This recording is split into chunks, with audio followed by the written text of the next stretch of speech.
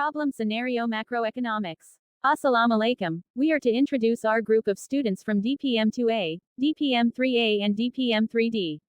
Today, we are going to discuss about issue of inflation, a problem in Malaysia.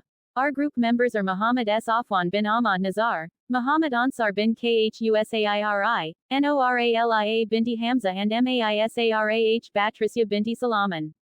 Clarify how the government policy combat the inflation using fiscal policy. The government combats inflation using fiscal policy by implementing the following measures. First, subsidies and price controls. The article mentions the removal of utility subsidies in 2021 to reduce electricity bills, and the recommendation for the immediate reintroduction of such subsidies to control inflation.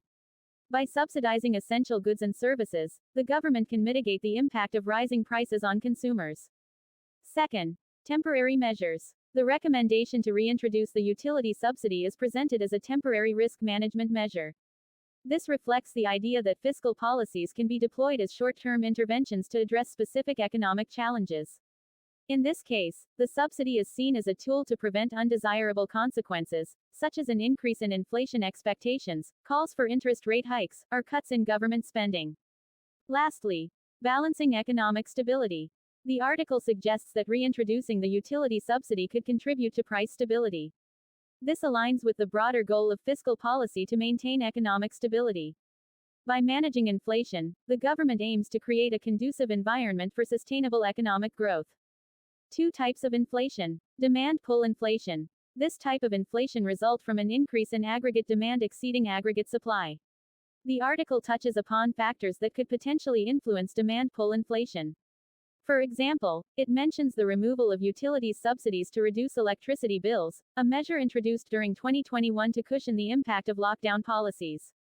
The removal of such subsidies could lead to an increase in demand for electricity, contributing to demand pull inflation if supply does not match the increased demand. Cost push inflation. This type of inflation occurs when the costs of production increase, leading producers to raise prices to maintain their profit margins. The article mentions several supply-side factors contributing to inflation, including the impact of lockdowns on production and transportation of food, higher production costs, and labor shortages. These factors align with the characteristics of cost-push inflation, where supply-side constraints drive overall price increases. In conclusion, the article emphasizes that despite concerns about rising prices, Malaysia currently does not face an imminent inflation problem. The data indicates a moderation in annual inflation, with various factors influencing price dynamics, including global oil prices, removal of utilities subsidies, and supply-side constraints due to lockdowns and other disruptions. The article suggests that claims attributing inflation to an increase in the money supply or COVID-19 stimulus packages are unfounded.